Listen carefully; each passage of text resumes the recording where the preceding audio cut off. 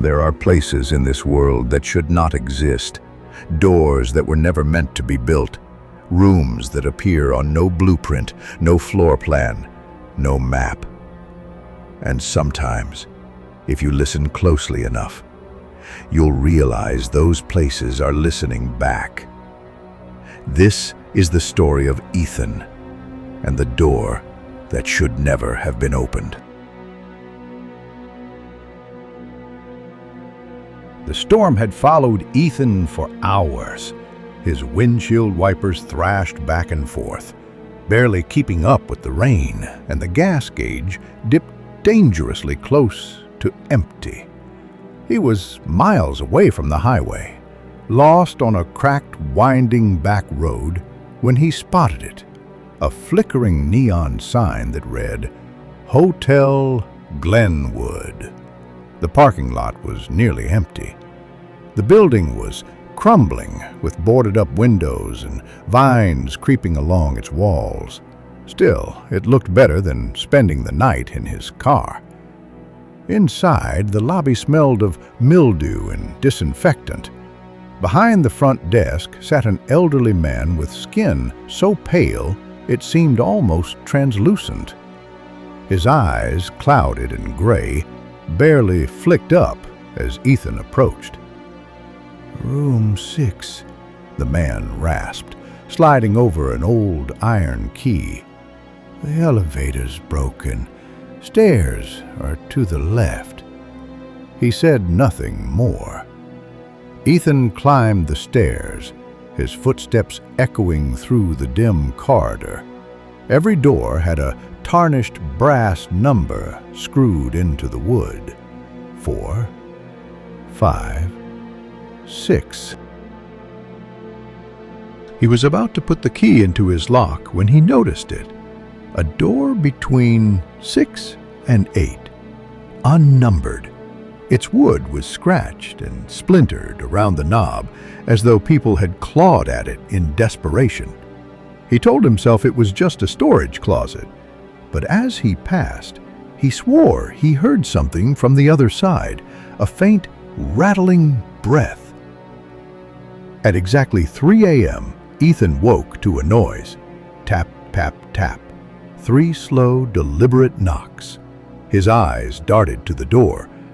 But it wasn't his door. The sound came from the wall, the same wall that bordered the door with no number. He held his breath, and then he heard it. A whisper.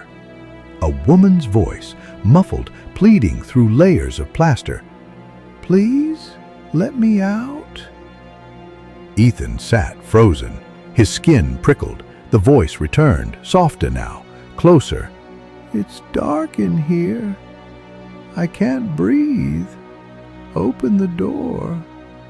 His pulse thundered in his ears. It had to be his imagination, exhaustion, stress. He shoved a chair under his own doorknob and stayed awake until dawn. The next morning, Ethan marched down to the lobby. The old clerk was sitting exactly where he'd been the night before, motionless, as if he hadn't moved at all. "There's a door," Ethan said, his voice unsteady. "Between 6 and 8. I heard someone inside." The clerk's face drained of what little color it had. "There is no door there," he said flatly. "Go back to your room." Ethan opened his mouth to argue, but the man's eyes, cold and hollow, stopped him. It was like speaking to a wall. That night, the knocking returned. Louder, more urgent. Boom, boom, boom. Ethan pressed his ear to the wall. The whispers were clearer now, right on the other side. Sometimes it sounded like a child, sobbing. Other times, like a chorus of voices, all overlapping, all begging to be freed. And then, at exactly 3:33 a.m., he heard his own name. Ethan. It was his voice, His own voice, calling to him from the other side of the wall. He stumbled back, heart slamming against his ribs. He didn't sleep that night. On the third night, something inside him snapped. He couldn't take the knocking anymore. Couldn't take the voices whispering in the dark.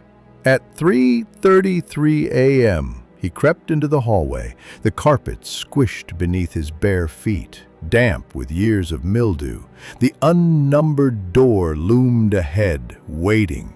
The knob was ice cold to the touch, wet, as though condensation was seeping from inside. He twisted it. The door creaked open. The room beyond was small, windowless, the wallpaper peeled in strips. A single wooden chair faced the far corner. Carved into the walls, over and over, in different handwritings, were two words: "Let me out." Ethan's breath caught, and then he saw her. A woman stood in the corner. Her hair hung in wet strands plastered against her face. Her body was perfectly still, but her shadow writhed and twisted, moving independently, crawling along the wall. Slowly, she turned her head toward him.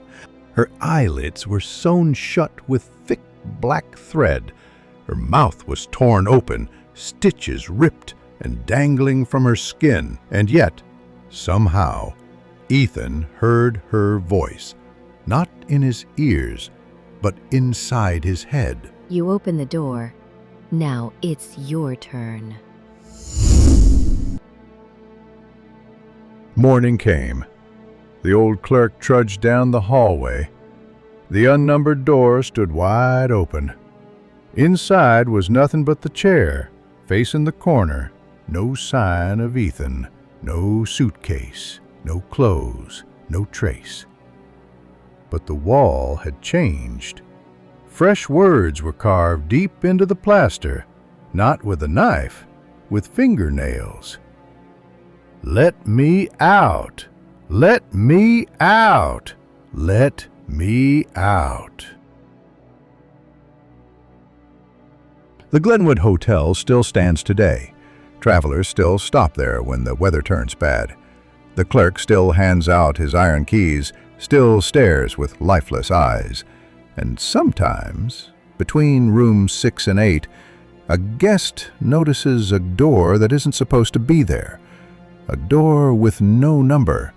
They might hear a knock, a whisper, even their own name. And if they're foolish enough to open it, they never check out. Because when you step inside that room, something else steps out.